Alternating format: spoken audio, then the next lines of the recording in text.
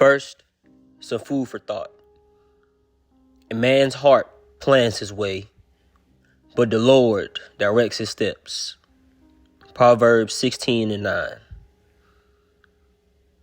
Every Sunday evening, while other men are mindlessly scrolling or watching sports, I'm on my back porch, taking a few puffs, and designing my destiny. I sit and listen to the birds chirp, allowing my mind to run freely about the legacy I want to build, the person I want to become. And this visualization practice continues until I feel as if I'm already living as that man.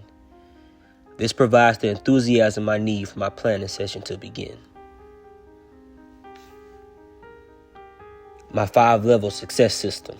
How godly men plan like kings. This success system gives me mastery over my time.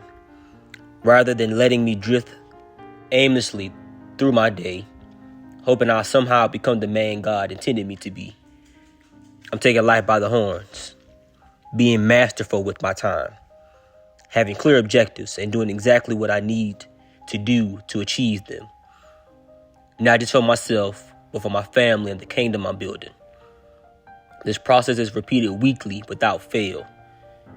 I maintain this discipline because it answers 3 critical questions that every man serious about his calling must face. 1. What am I giving my attention and energy to throughout the day? 2. Am I constantly working towards my God-given purpose, or am I just staying busy to feel productive? 3. Am I on track for the legacy and lifestyle God has called me to create? Or have I drifted off course without even realizing it?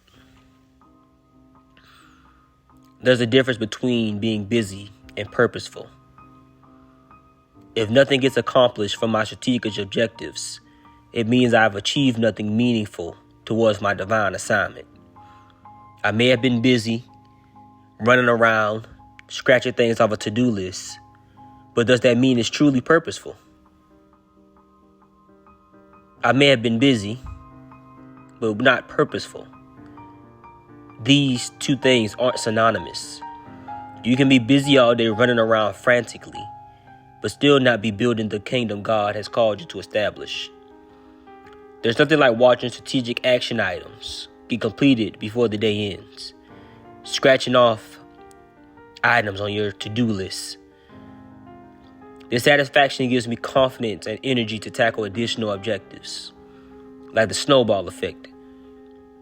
Since these items were constructed strategically, it also confirms that I'm working towards my long-term goals. Each daily and weekly objective represents miniature steps towards the larger vision.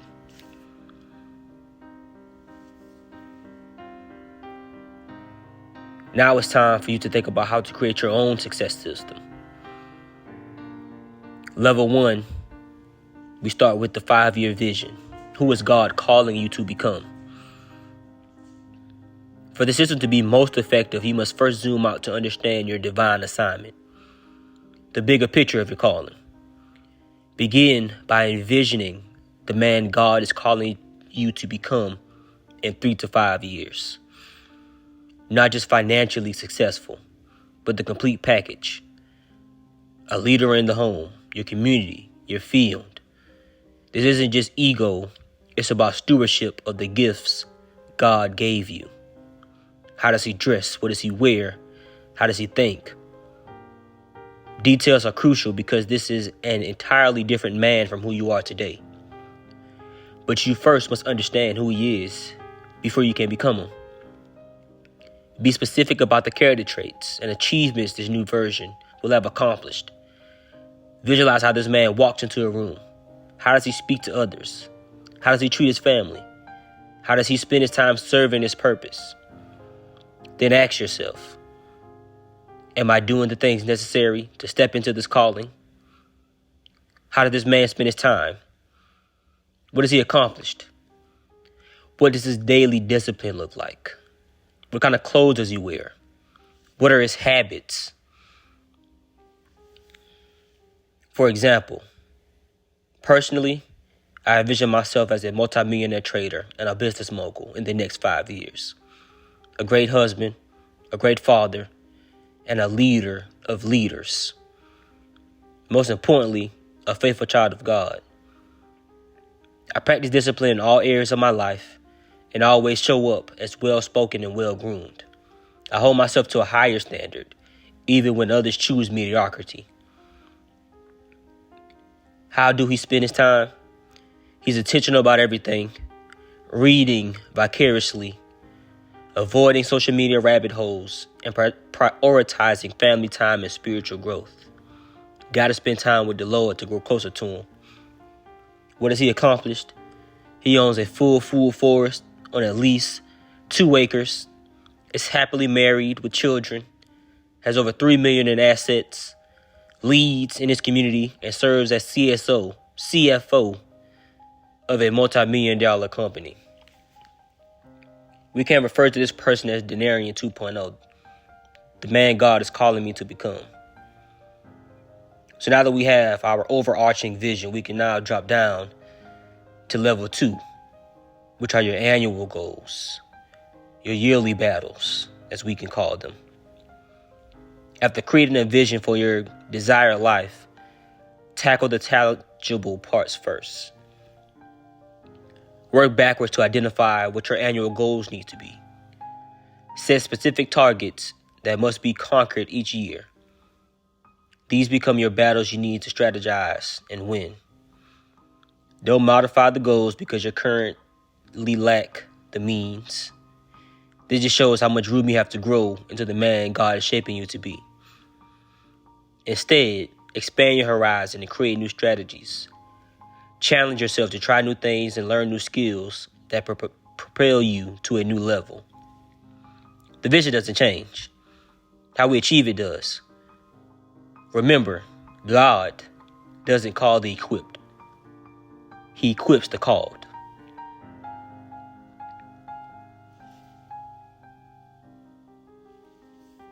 Now that we have our annual, yearly goals, we break those down into monthly objectives, becoming your tactical campaign.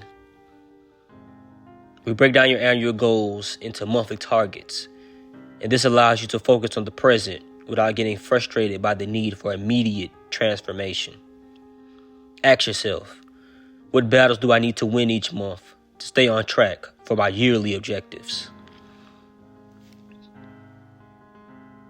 In level 4, after we have our monthly goals, we start putting in our strategic action plan. Weekly action items, they become our daily battles. So we create weekly objectives that align with your monthly goals. The purpose of this is so that you can realize and accept that as long as you win these weekly battles, you can be confident that you're advancing towards your 5-year calling. For example, for me, this means simply showing up in the market and winning approximately $3,500 per week. Given my trading style, this is only 3 winning trades a week. That's a lot more achievable than trying to fathom how in the hell I'm going to get $3 million in assets in 5 years from trading. This makes the goal feel more attainable, allow me to focus on what matters most, which is this very moment. Being in the now and being present. Execution.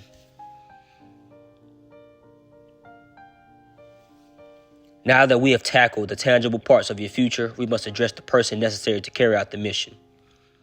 The other aspects of your life, relationships, leadership, and spiritual growth, are about becoming the man God designed you to be. After reviewing your plan, ask yourself, what habits does this man have? How does he treat his family? How does he serve others? These answers become your daily non-negotiables, because you first must change who you are to get the things that you desire in life. As in, so without.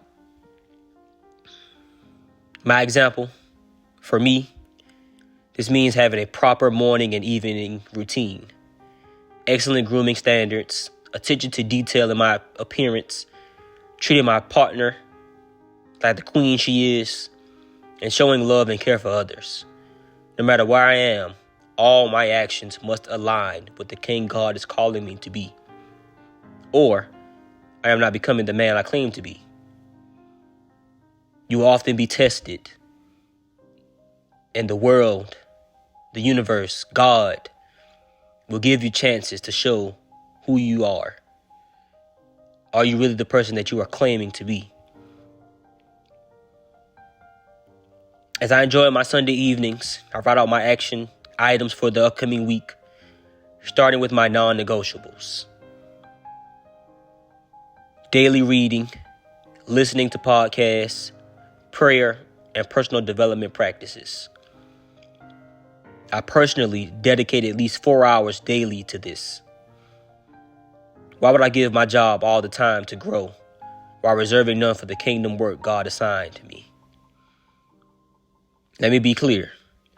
My system doesn't include basic tasks like wake up or brush your teeth. Those are automatic behaviors. Keep yourself clean. My strategic objectives contains only meaningful items that, when accomplished, prove I'm advancing towards my divine assignment. If you want to learn more, it requires you to read and learn. If you want better health, you have to create a habit of fitness and nutrition. These are your non-negotiables daily. Watch your thoughts, for they become your words. Watch your words, for they become actions. Watch your actions, for they become habits. Watch your habits, for they become character. And watch your character, for it becomes your destiny.